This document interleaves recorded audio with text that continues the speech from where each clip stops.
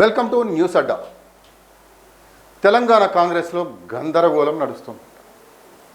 వాళ్ళందరికీ కష్టపడిన కార్యకర్తలు అవసరం లేదు, లాబీయింగ్ చేస్తున్న లీడర్లే కావాలంట.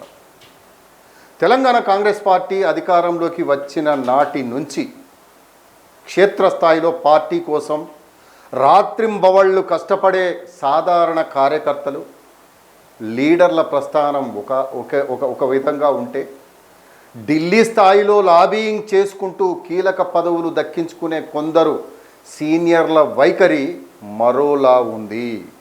ముఖ్యంగా కాంగ్రెస్ సీనియర్ నాయకురాళ్ళు రేణుకా చౌదరి, విజయశాంతిల రాజకీయ శైలి ఇప్పుడు తెలంగాణ కాంగ్రెస్లో సరికొత్త చర్చకు దారితీస్తుంది.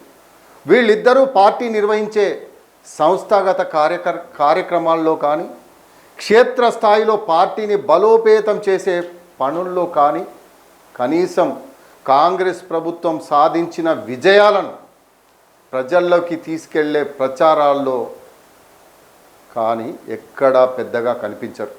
కానీ పార్టీకి డ్యామేజ్ చేసే ప్రకటనలు చేయడంలో లేదా సొంత ప్రభుత్వం పైనే పరోక్షంగా అసంతృప్తి వెళ్ళగక్కడంలో మాత్రం ఎప్పుడూ ముందే ఉంటారట.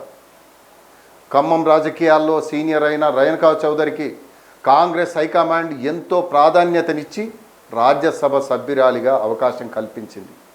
అలాగే ఎన్నికలకు ముందు పార్టీలోకి రీఎంట్రీ ఇచ్చిన విజయశాంతికి కూడా సముచిత స్థానం కల్పించారు. అయితే ఈ ఇద్దరు నేతలు ఢిల్లీ స్థాయిలో తమకున్న పలుకుబడి, ఇమేజ్ను వాడుకొని పెద్ద పెద్ద పదవులను దక్కించుకోవడానికి చూపిస్తున్న ఆసక్తిని క్షేత్రస్థాయిలో పార్టీని నడిపించడంలో చూపించడం లేదనే ఆరోపణలు అయితే వస్తున్నాయి.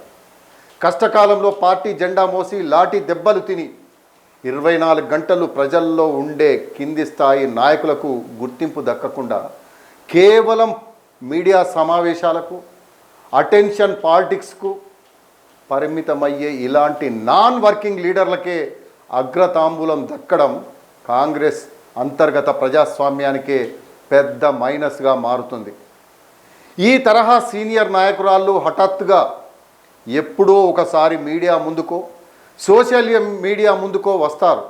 తాము ప్రభుత్వ పక్షమా లేక ప్రతిపక్షమా అనే గందరగోళం కలిగేలా విమర్శలు గుప్పిస్తుంటారు.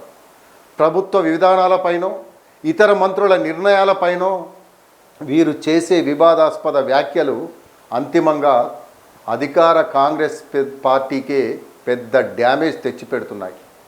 వీరు చేసే స్వీయ విమర్శలను ప్రతిపక్షాలైన బీఆర్ఎస్, బీజేపీలు తమకు అనుకూలంగా మార్చుకొని కాంగ్రెస్ ప్రభుత్వంపై ఎదురుదాడికి దిగుతున్నాయి. పార్టీ క్రమశిక్షణను ఉల్లంఘిస్తూ అంతర్గత సమావేశాల్లో చర్చించాల్సిన విషయాలను పబ్లిక్ వేదికలపై రచ్చ చేయడం ద్వారా వీళ్ళు పార్టీ కంటే తామే పెద్ద అనే అహాన్ని ప్రదర్శిస్తున్నారని కార్యకర్తలు ఆగ్రహం వ్యక్తం చేస్తున్నారు. తెలంగాణలో కాంగ్రెస్ను అధికారంలోకి తీసుకురావడానికి ముఖ్యమంత్రి రేవంత్ రెడ్డితో పాటు పిసిసి యంత్రాంగం, మంత్రులు, నియోజకవర్గాల ఇన్ఛార్జీలు నిరంతరం ప్రజల్లో ఉంటూ కష్టపడుతున్నారు. అయితే ఈ కష్టకాలంలో ఏమాత్రం భాగస్వామ్యం పంచుకొని కొందరు లీడర్లు మాత్రం తమకు ఏదైనా అసంతృప్తి కలిగినప్పుడు లేదా మరింత పెద్ద పదవులు ఆశించినప్పుడు మాత్రం ముందుకు వచ్చి పనిచేసే నాయకులపై రాళ్ళు వేసి వెళ్తున్నారు. నిరంతరం క్షేత్రస్థాయిలో చెమటొడ్చే నాయకుల కంటే మీడియా మేనేజ్మెంటు, హైకమాండ్ లాబీయింగ్ నమ్ముకున్న వాళ్లకే పదవులు దక్కుతున్నాయనే సంకేతం కింది స్థాయి క్యాడర్ నైతిక ధైర్యాన్ని దెబ్బతీస్తుంది.